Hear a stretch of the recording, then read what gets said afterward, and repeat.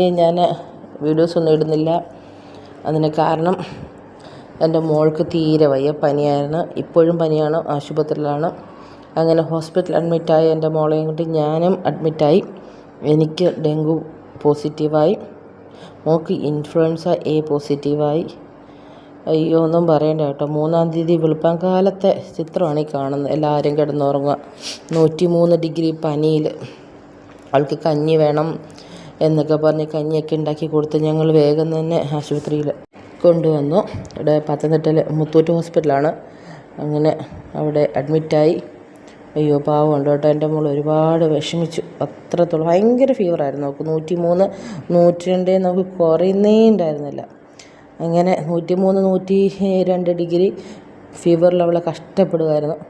4-ാം തീയതി ആയപ്പോഴത്തേക്കും, 4-ാം തീയതി ഒരു 12 മണി ആയപ്പോഴത്തേക്കിന് ഞാനും വീണു. എനിക്ക് ഷിവറിങ് ആയി, ഭയങ്കരമായിട്ട് പനി. 102, 102.8 അങ്ങനെയൊക്കെ എനിക്കും എത്തി. ഭയങ്കര ബോഡി പെയിനും അങ്ങനെ ആകെപ്പാടെ. അപ്പം ഞാൻ ചെക്ക് ചെയ്തപ്പോൾ ഇൻഫ്ലുവൻസ എനിക്ക് നെഗറ്റീവാണ്, പോസിറ്റീവൊന്നുമല്ല. പക്ഷേ ഡെങ്കു എനിക്കതറിയാത്തത്, എങ്ങനെയത് പോസിറ്റീവായെന്ന്. അപ്പോൾ അങ്ങനെ ഡെങ്കുവും പോസിറ്റീവായി. ഞാനും അങ്ങനെ കുഞ്ഞിൻ്റെ അടുത്ത് തന്നെ തൊട്ടപ്പുറത്ത് തന്നെ റൂം എടുത്ത് ഞാനും അവിടെ അഡ്മിറ്റായി. സത്യം പറയാമല്ലോ, ശരിക്കും ഒട്ടും മേലാത്ത അവസ്ഥയാണ്. ഇത്രയും കഷ്ടപ്പാട്, അയ്യോ. ഇപ്പോൾ ഏകദേശം എത്ര ദിവസമായെന്നറിയാം ഞാനൊരു വീഡിയോ ഇട്ടിട്ടുണ്ടേ. നല്ല നല്ല കണ്ടൻറ്റുകളൊക്കെ ഇപ്പോൾ ഇങ്ങനെ സോഷ്യൽ മീഡിയ ഓടിക്കളിക്കുകയാണ്. ഒരു രക്ഷയില്ല കേട്ടോ. അപ്പോൾ എനിക്ക് നിങ്ങളോടൊന്നേ പറയാനുള്ളൂ, എൻ്റെ വീഡിയോസൊക്കെ നിങ്ങൾ കാണണം. ഞാനിനിയും ഇതിനൊക്കെ റിക്കവറായി വരാൻ ടൈം എടുക്കും. അപ്പോൾ ഞാൻ ഷോർട്സൊക്കെ എന്നെ പറ്റുന്ന രീതിയിൽ ഇടുന്നുണ്ട്. AI രൂപത്തിൽ എല്ലാം ക്രിയേറ്റ് ചെയ്ത്. നിങ്ങളതൊക്കെ കാണണം, സപ്പോർട്ട് ചെയ്യണം.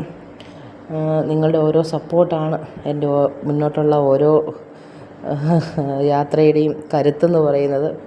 നിങ്ങൾ കാണുന്നു, എൻ്റെ കുഞ്ഞാണെങ്കിൽ കഞ്ഞി പോലും കുടിക്കാൻ മേലാതെ അവൾ ഒട്ടും വയ്യ, അവൾക്ക് തീരെ വയ്യ. അത്രത്തോളം എൻ്റെ കുഞ്ഞ് കഷ്ടപ്പെടുക. ഇതിലും വലിയ രസമെന്ന് പറയുന്നത്, കുഞ്ഞിനെയും കൊണ്ട് അഡ്മിറ്റായി, ഞാൻ വയ്യാണ്ടായി. അത് കഴിഞ്ഞപ്പോൾ ഈ പനിയെല്ലാം കൂടെ എൻ്റെ മൂത്ത മോൾക്ക് പിടിച്ച്, നിങ്ങൾ കാണുന്നുണ്ടല്ലോ അവൾക്ക് പിടിച്ച്. അവളാണെങ്കിൽ ഛർദ്ദിച്ച്. ഇപ്പോൾ ഹോസ്പിറ്റലിൽ ഇവിടെ നമ്മുടെ എമർജൻസി കാണിച്ച് പറഞ്ഞു അവളെയും കൂടി ഒന്ന് അഡ്മിറ്റാക്ക്, അവൾക്ക് ട്രീറ്റ്മെൻറ്റ് വേണം. അപ്പോൾ ഞങ്ങൾ പറഞ്ഞു 2 പേര് ഓൾറെഡി അഡ്മിറ്റാണ്, 3-ാമതൊരാളെയും കൂടെ അഡ്മിറ്റായി കഴിഞ്ഞ് കഴിഞ്ഞാൽ നമുക്ക് പറ്റുകയില്ല എന്ന് പറഞ്ഞ് അങ്ങനെ നമ്മൾ അവൾക്ക് ട്രീറ്റ്മെൻറ്റ് അല്ലാതെ നമ്മൾ മെഡിസിൻസ് എടുത്തുകൊണ്ട് അവളെ ആക്കി. നിർത്താതെയുള്ള വൊമിറ്റിങ്ങും മറ്റും കാര്യങ്ങൾ.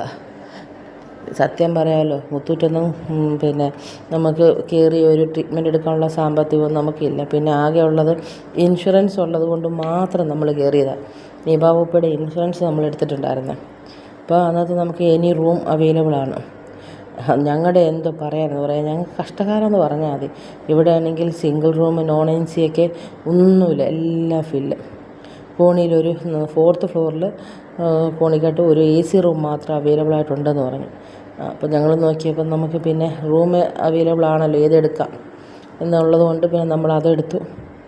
പിന്നെ ഞാൻ അഡ്മിറ്റായത് നോൺ AC തന്നെ, സെപ്പറേറ്റ് റൂം കേട്ടോ. അയ്യോ ഒന്നും പറയണ്ട, ഭയങ്കര നല്ല കേട്ടോ. ഇവിടുത്തെ AC റൂമെന്ന് പറഞ്ഞാൽ നല്ല സ്പീഷ്യസ് ആയിട്ട് സ്പേസൊക്കെ ഉണ്ട്. അത്യാവശ്യം നല്ല സ്പേസും ഒരു അങ്ങനെ വലിയ പ്രശ്നമൊന്നുമില്ല. എൻ്റെ പൊന്നി കിടക്കുന്ന കേട്ടോ, പാവം. IV ഡ്രിപ്പൊക്കെ ഇട്ട് അവൾക്ക് ഒട്ടും വയ്യ കേട്ടോ.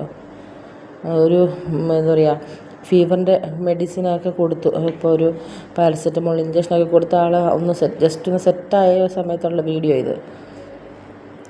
അയ്യോ കുഞ്ഞുങ്ങൾക്ക് എന്തെങ്കിലും വന്നു കഴിഞ്ഞാൽ പെട്ടുപോകുന്നേ. അപ്പോൾ അവരെ നോക്കുന്ന നമുക്കെന്തെങ്കിലും പറ്റിയാലോ, മൊത്തത്തിൽ പെട്ടുപോകും. ഇപ്പോൾ എനിക്കാണെങ്കിലും എഴുന്നേൽക്കാൻ വയ്യാത്തൊരവസ്ഥയിൽ ഞാനും ഇരിക്കുകയാണ്. സെപ്പറേറ്റ് റൂമൊക്കെ എടുത്ത് ഞാനും നിൽക്കുക. കാരണം പനിയും പിടിച്ചുകൊണ്ട് ഞാനും കുഞ്ഞിൻ്റെ അടുത്തോട്ട് പോയി കഴിഞ്ഞാൽ പനി കുറയേണ്ട കുഞ്ഞ് പനി കുറയുകയില്ല, പകരം നമുക്ക് പനി കൂടത്തേ ഉള്ളൂ. അപ്പോൾ അത് കാരണത്താൽ കണ്ടോ, ഒട്ടും വയ്യാതായിട്ട് ഞാൻ എമർജൻസി പോയിട്ട് ഞാനും ക്യാനിലേക്ക് ഇട്ട് ഫ്ലൂയിഡ് ഒക്കെ എടുത്തതാണ്.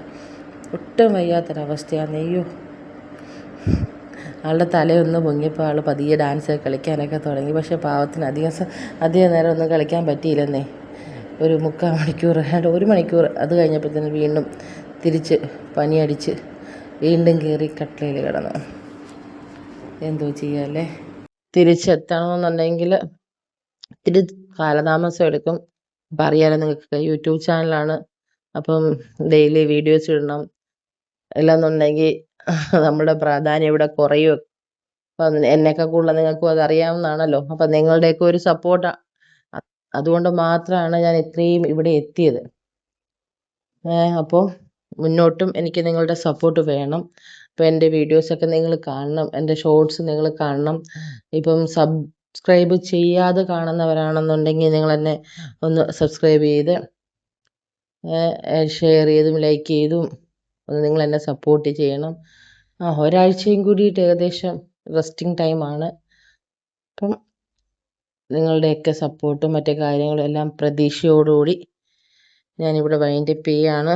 അപ്പോൾ അടുത്ത ദിവസം അടുത്ത വീഡിയോയുമായിട്ട് ഞാനിവിടെ എത്തുന്നതായിരിക്കും. അതുവരെ ബൈ ബൈ. അപ്പോൾ നിങ്ങളെൻ്റെ കുഞ്ഞിൻ്റെ ചില വിക്രിയകളൊക്കെ കണ്ടുകൊണ്ടിരിക്കുക. അപ്പോൾ ടാറ്റ, ബൈ ബൈ. അപ്പം മറക്കരുത്, ഒന്ന് സപ്പോർട്ട് ചെയ്യാനും സബ്സ്ക്രൈബ് ചെയ്യാനും ഒന്നും മറക്കരുത്. നമ്മളുടെ ഈ സിറ്റുവേഷനിൽ നിങ്ങളോട് എനിക്ക് റിക്വസ്റ്റ് ചെയ്യാൻ പറ്റുള്ളൂ അല്ലേ. അപ്പം ശരി.